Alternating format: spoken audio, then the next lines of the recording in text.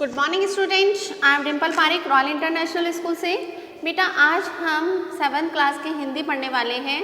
बेटा हिंदी पढ़ने से पहले मैं आपको बता दूं कि आपके एग्ज़ाम बहुत नज़दीक हैं, बहुत जल्दी आपके एग्ज़ाम होने वाले हैं।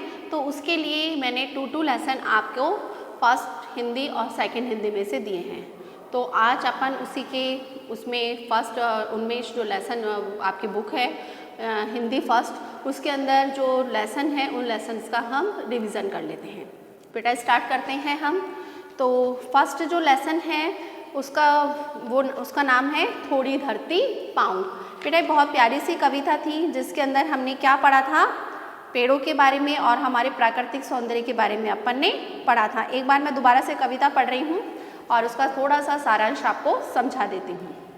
बहुत दिनों से सोच रहा था थोड़ी धरती पाऊँ, उस धरती में बाग बगीचा जो हो सके लगाऊँ। खिले फूल फल चिड़िया बोले, प्यारी खुशबू डोले, ताज़ी हवा जलाशय में अपना अंग भिगोले। लेकिन एक इंच धरती भी कहीं नहीं मिल पाई, एक पेड़ भी नहीं जो कहे मुझे अपना भाई। हो सकता है पास तुम्हारे कुछ अपनी धरती हो, फूल फलों से लदे बगीचे और अपनी धरती हो सकता है छोटी सी क्यारी हो, महक रही हो, छोटी सी खेती हो जो फसलों में दहक रही हो सकता है कहीं शांत चौपाया घूम रहे हो सकता है कहीं सहन में पक्षी झूम रहे हो। तो विनती है यही, कभी मत उस दुनिया को खोना, पेड़ों को मत कटने देना, न चिड़ियाओं को रोना। एक एक पत्ती पर हम सब के सपने सोते हैं, शाखाएं कटने पर ये भोले शिशुओं सा रोते हैं। पेड़ों के संग बढ़ना सीखो, पेड़ों के संग खिलना, पेड़ों के संग संग इतराना, पेड़ों के संग हिलना। बच्चे और पेड़ दुनिया को हरा भरा रखते हैं, नहीं समझते जो दुष्कर्मों का फल चखते हैं। आज सभ्यता वहशी बन पेड़ों को काट रही है, जहर फेफड़ों में भरकर हम सबको बांट रही है। बेटा थोड़ा सा सारांश बता देती हूँ, डिटेल में मैंने आपको बहुत अच्छी तरह पहले समझा चुकी हूँ। बेटा इसमें बताया गया है हमारे पेड़ों से संबंधित बातों के बारे में बताया गया है कि जो पेड़ हैं उन पेड़ों को हमें कभी भी काटने नहीं चाहिए, क्योंकि पेड़ों पर जो पक्षी होते हैं वह अपना नैन बसेरा बसा के रहते हैं, अर्थात अपने घर बनाकर रहते हैं। अब जब वो पेड़ ही नहीं रहेंगे तो पक्षी कहाँ रहेंगे, अपना निवास स्थान वो कहाँ बनाएंगे। साथ ही साथ जो पेड़ होते हैं वह हमें क्या करते हैं, ऑक्सीजन कार्बन डाइऑक्साइड तो क्या करते हैं वो ग्रहण करते हैं और उसके बदले में हमें क्या देते हैं, ऑक्सीजन देते हैं। ओके बेटा, और हम जो हैं हमारे लिए क्या महत्वपूर्ण है, हमारे लिए ऑक्सीजन महत्वपूर्ण है ना, क्योंकि कार्बन डाइऑक्साइड तो हम छोड़ते हैं और कौन सी ग्रहण करते हैं, हम ऑक्सीजन हम ग्रहण करते हैं। तो ऑक्सीजन हमें किससे प्राप्त होती है, ज़्यादा से ज़्यादा हमें पेड़ों के द्वारा। तो अधिक से अधिक हमें क्या करने चाहिए, पेड़ लगाने चाहिए। साथ ही साथ जो पेड़ होते हैं वह बारिश को भी अपनी तरफ आकर्षित करते हैं। जहाँ पर आपने देखा होगा हरियाली ज़्यादा होती है वहाँ पे बारिश भी ज़्यादा होती है। तो और जब बारिश होगी, वर्षा होगी तो क्या होगी, फसलें अच्छी होगी और हम प्रकृति के शिखर पर बढ़ेंगे, सब तरह खुशहाली होगी या नहीं होगी। तो इसके अंदर जो बताया गया है वह लेखक इन्हीं सब चीज़ों कवि जो है वह इन्हीं सभी चीज़ों के बारे में बता रहे हैं कि जो हमारे पास भी थोड़ी बहुत भी धरती हो तो क्या है, हमें क्या करना चाहिए, उसमें बगीचा लगाना चाहिए। कवि इसमें वर्णन करता हुआ कह रहा है कि मैं बहुत दिनों से यही सोच रहा था कि मेरे पास भी थोड़ी बहुत जगह हो जिससे कि मैं क्या करूं, थोड़ी सी खेती करूं, अर्थात थोड़े से बाग बगीचे लगाऊं, लेकिन मेरे पास थोड़ी सी भी जगह नहीं है जिसके अंदर कि मैं बाग बगीचे लगाऊं या फिर कुछ लगाऊं।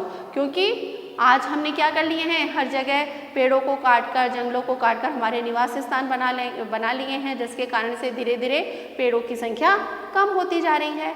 तो उसी के लिए वो वर्णन करता हुआ कह रहा है कि हो सकता है आप लोगों के पास में जो ज़मीन है उस ज़मीन में आप क्या करिए, पेड़ पौधे लगाइए, बाग बगीचे लगाइए, जिससे कि क्या होता है, क्या होंगे, जो पक्षी होंगे वह अपना नैन बसेरा बसाएंगे। और जैसे आप पेड़ों के शाखाएं काट देते हैं, पेड़ काट देते हैं, तो जो पक्षी होते हैं वह किसके समान रोते हैं, शिशुओं के समान, अर्थात छोटे बच्चों के समान वह रोते हैं। उसके बाद में कवि यहाँ पे हमें कह रहे हैं कि जैसे जैसे पेड़ बढ़ते हैं वैसे वैसे ही हम बढ़ते हैं। हो ना, कि पेड़ों के साथ ही हमें बढ़ना सीखना है, उनके साथ खेलना, इतराना इत्यादि सारी चीज़ें हमें किसके साथ में शेयर करनी है, पेड़ों के साथ में करनी है, कि बच्चे और पेड़ दुनिया को क्या करते हैं, हरा भरा रखते हैं। बेटा आपने देखा होगा आपके घर में एक छोटा सा बच्चा होता है, वो छोटा सा बच्चा पूरे घर की रौनक होता है। अगर वो बच्चा कहीं चला जाता है तो क्या होता है, हमारा घर बिल्कुल सूना सूना हो जाता है। ऐसा ही क्या है, पेड़ों के साथ में है। जब पेड़ हरे भरे रहते हैं, हमारे आसपास में जब पेड़ पौधे लगे हुए रहते हैं तो हमारा मन क्या होता है, बड़ी प्रसन्नता से खिला हुआ रहता है। तो उसके बाद में जो व्यक्ति इन ऐसे कार्य करता है, यानी कि पेड़ों को काट देता है, उनका ख्याल नहीं रखता है, तो इसका परिणाम उसको भुगतना पड़ता है ना। आज हमें बहुत कुछ देखने को मिल रहा है, इन सारी चीज़ों को हम महसूस भी कर रहे हैं कि पेड़ नहीं है, जिसके कारण से कि हमारी वर्षा नहीं होती है। वर्षा जो पेड़ क्या करते हैं, पानी के कटाव को भी रोकते हैं, जिसके कारण से पेड़ पौधे हमने काट दिए, पहाड़ियों पर जो निवास स्थान बना लिए, पहाड़ियों को काट के हमने टनल बना लिए हैं, तो जिसके फलस्वरूप जो पानी है स्पीड से आता है, जिसके कारण से कि बाढ़ इत्यादि आने लगती है ना। तो इस तरह से जो आज जो स्थिति थी जो है, उसका फल हम देखने को हमें मिल रहा है। और आज सभ्यता जो है, आज जो है हम क्या बन गए हैं, वैशी बन गए हैं, जो कि हम क्या कर रहे हैं, हमारे फेफड़ों में जहरीली हवा को ग्रहण कर रहे हैं, क्योंकि पेड़ पौधे हमें अच्छी वायु अर्थात ऑक्सीजन देते हैं, लेकिन हम उनको काट कर आज क्या कर रहे हैं, गंदी वायु का सेवन कर रहे हैं। ओके बेटा, ये तो लेसन का अपने क्या था, सारांश था। दोबारा से एक बार इसके क्वेश्चन आंसर्स के बारे में जानकारी ले लेते हैं। कवि बहुत दिनों से क्या सोच रहा था, बाग बगीचे लगाने के बारे में सोच रहा था ना, कि कुछ मेरे को मिल जाए जिससे मैं बाग बगीचे लगाऊं। कवि किससे अपने आप को भाई कहलवाना चाहता है, पेड़ से। आज सभ्यता क्या कर रही है, वैशी बन गई है। रिक्त स्थान देखिए, हो सकता है छोटी सी क्यारी हो जो महक रही हो, नेक्स्ट है उस धरती पर क्या लगाऊं, बाग बगीचा आएगा। थर्ड है ताजी हवा, जलाशय में अपना अंग भिगो ले। हो सकता है कहीं शांत क्या घूम रहे हो, चौपाया घूम रहे हो। आज सभ्यता क्या बन गई है, वैशी बन क्या कर रही है, पेड़ों को काट रही है। नेक्स्ट है second question, right and wrong. जलाशय में ताजा ताजा फूल खिले, नो, जलाशय में थोड़ी खिलते हैं, रॉन्ग। कवि को कहीं से 1 इंच धरती मिल गई, रॉन्ग। कवि विनती करता है कि पेड़ न काटे जाए, यस, राइट। पेड़ और पौधे दुनिया को हरा भरा रखते हैं, राइट। फेफड़ों में जहरीली हवा भरी जा रही है, राइट। उसके बाद में है निम्नलिखित पद्यांश पढ़कर दिए गए प्रश्नों के आपको आंसर देने हैं। तो विनती है यही, कभी मत इस दुनिया को खोना, पेड़ों को मत कटने देना, न चिड़ियों को रोना। कवि किससे विनती कर रहा है, मनुष्य से कर रहा है ना, कि ऐसा ना करे, बच्चों से कर रहा है, मनुष्य से कर रहा है। किस दुनिया को न खोने की बात कही गई है, हरी भरी और खुशहाल से भरी धरती की बात कही गई है। चिड़ियाओं के रोने का क्या कारण है, क्योंकि उनके निवास स्थान हमने क्या कर दिए, नष्ट कर दिए, जिसके कारण। पेड़ों को कौन काट रहा है, मनुष्य। क्यों काट रहा है, अपने स्वार्थ के लिए। कुछ शब्दों में आंसर देना है। शब्दों में, थोड़ी धरती पाने पर कवि क्या करना चाहता है, उसमें खेती करना चाहता है, बाग बगीचे लगाना चाहता है ना। एक भी पेड़ न लगा सकने से कवि को क्या महसूस हो रहा है, अपनेपन की कमी महसूस हो रही है ना, कि आज उसके कोई उसका साथ देने वाला नहीं है। शिशुओं के समान कौन रोते हैं, पक्षी रोते हैं। उसके बाद में है कुछ वाक्यों में कुछ विस्तारित रूप में इसके आंसर देने हैं।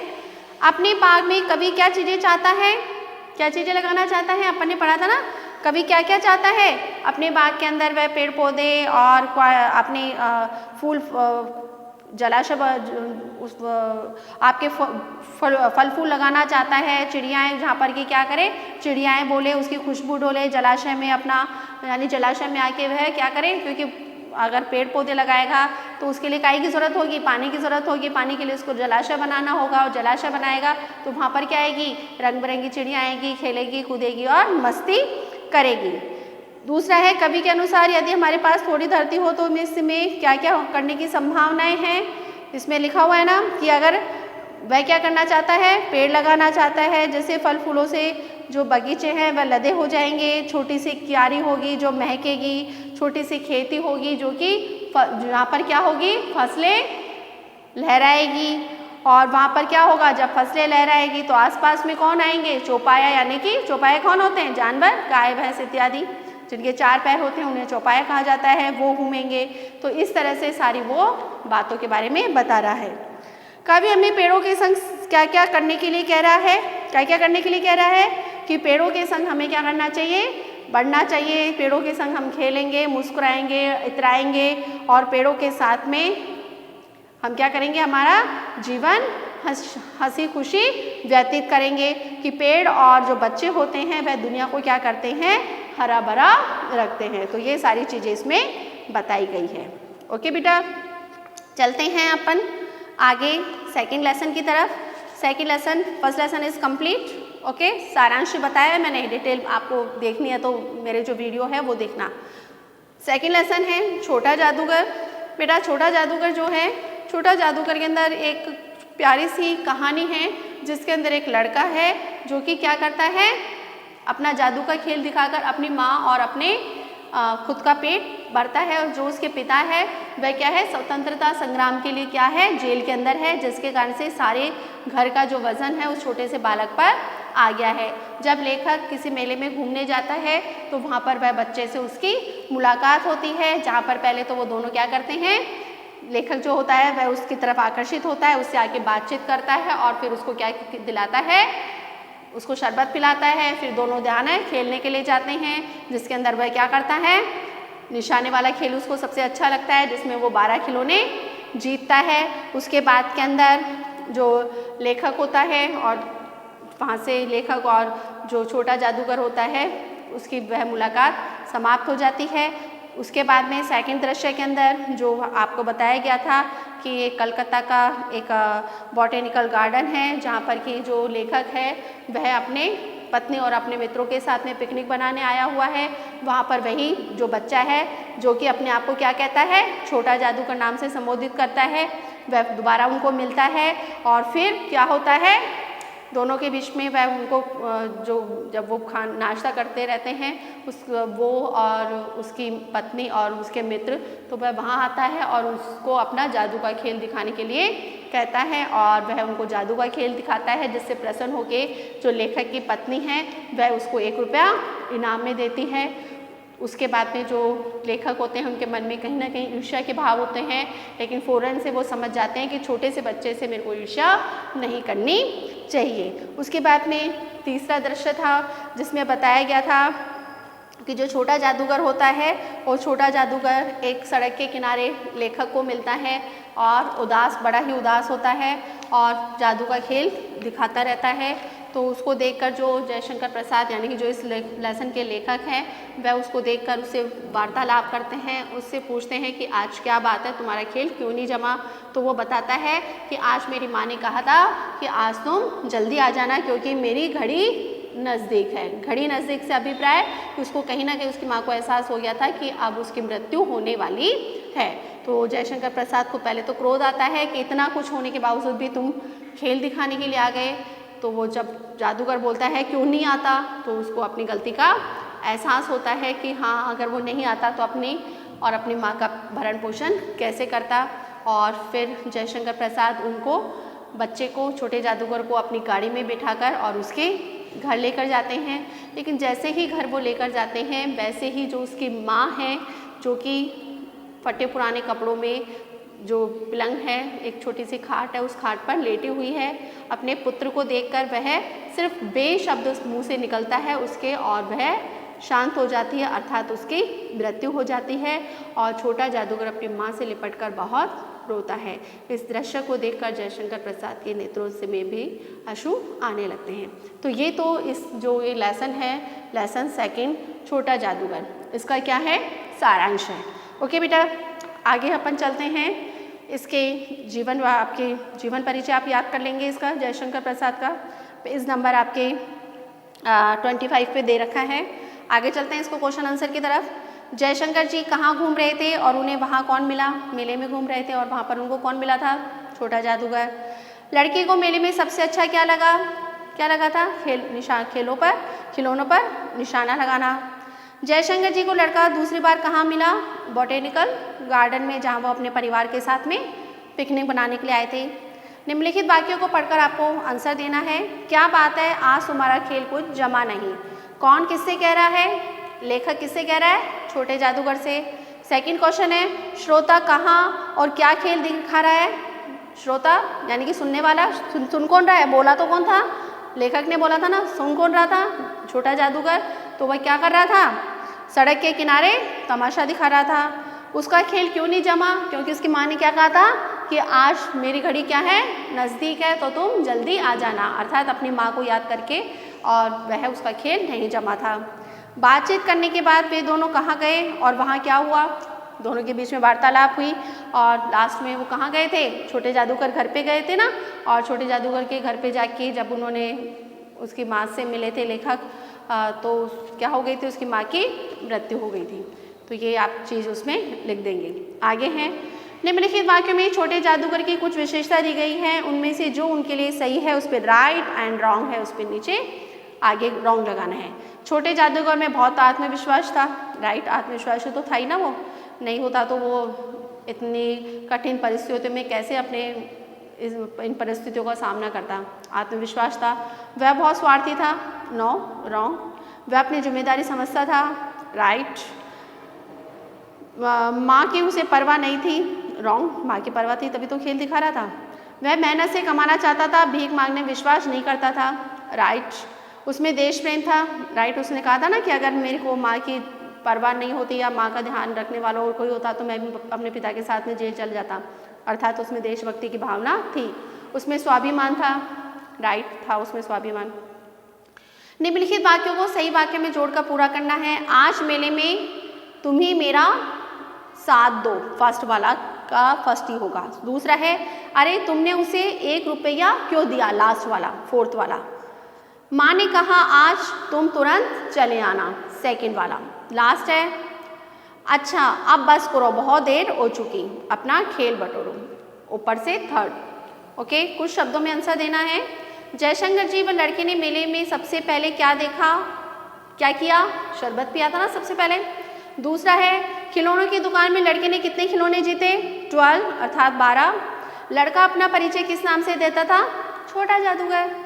आगे देखो छोटे जादूगर के माँ बाप कहाँ थे और किस हाल में थे? बेटा माँ तो उसी के साथ में रहती थी और पिता जो थे वह कहाँ थे? जेल में थे देश की सेवा के लिए। यदि शरबत न पिलाकर मेरा खेल देखकर 2 पैसे दे दिए होते तो अच्छा होता। लड़के ने ऐसा क्यों कहा? कि अगर उनको 2 पैसे दे देता तो वह क्या करता? अपनी माँ के लिए कोई दवाइयाँ खरीद लेता या अपने घर का कोई सामान लेकर चल जाता। शरबत पीकर तो सिर्फ उसका खुद का पेट भरा, लेकिन अगर पैसे देता तो वह अपने माँ का भी पेट भर सकता था। जयशंकर जी के लड़के से बॉटेनिकल गार्डन में जो भेंट हुई उसका विस्तारित रूप में वर्णन करना है। बेटा ये पूरा आपको जो पेज नंबर आपको दृश्य है, आपको सेकंड है ना, इस दृश्य सेकंड में आपको जो दे रखा है ना इसका वर्णन करना है। ये वाला ऊपर वाला है ना कलकत्ता का बॉटेनिकल गार्डन, और उसने रुमाल बांध रखा था, और फिर उसके बाद में लिखेंगे फिर उन्होंने क्या किया, छोटे जादूगर ने अपना वहाँ पर उसको खेल दिखाया, जिसके फलस्वरूप जो उनकी पत्नी ने खुश होकर और छोटे जादूगर को 1 रुपया इनाम में दिया।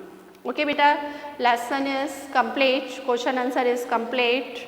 ओके, तो आई होप आपको भली प्रकार से सब कुछ समझ में आ गया होगा। दोनों आपके उन्मेष के दोनों लेसन जो है आपके कंप्लीट हो चुके हैं, और जो आपके हिंदी सेकंड है, हिंदी सेकंड के अंदर भी आपके चैप्टर 1 का तो रिवीजन कंप्लीट हो चुका है। बेटा सेकंड जो चैप्टर है ना, सेकंड चैप्टर का भी मैंने रिवीजन आपको वैसे तो करवा दिया है, लेकिन सॉरी रिवीजन नहीं करवाया मैंने आपको लेसन पढ़ा दिया है। लेकिन बेटा अब आपने कल से एग्ज़ाम है तो हो सकता है आपका रिवीजन उसका थोड़ा सा रह जाए, तो आप मेरा 6th क्लास का वीडियो है जो मैंने आज ही बनाया है उस वीडियो को आप देख लेना, क्योंकि हिंदी सेकंड के अंदर आपके जो सेकंड चैप्टर है वो मैंने अभी देखा बिल्कुल सेम टू सेम है। वो पहले मैंने आपको बताया था 6-7 का जो टॉपिक है आपके वर्ण विचार, और वर्ण विचार आपके सेम टू सेम है, तो उसको आप एक बार दोबारा से देख लेना। और अगर मेरे को टाइम मिलता है तो मैं सेकंड चैप्टर आकर दोबारा से आपको रिवीजन करवा दूंगी, बाकी सेम चीज़ वही मैं दोबारा से रिपीट करवाऊंगी। तो बेटा आप 6th क्लास का जो वीडियो है वर्ण विचार, वो वर्ण विचार एक बार आप चेक कर लेना, उसको देख लेना आप 6th क्लास का, ठीक है। ओके बेटा, best of luck, good day, good bye, take care.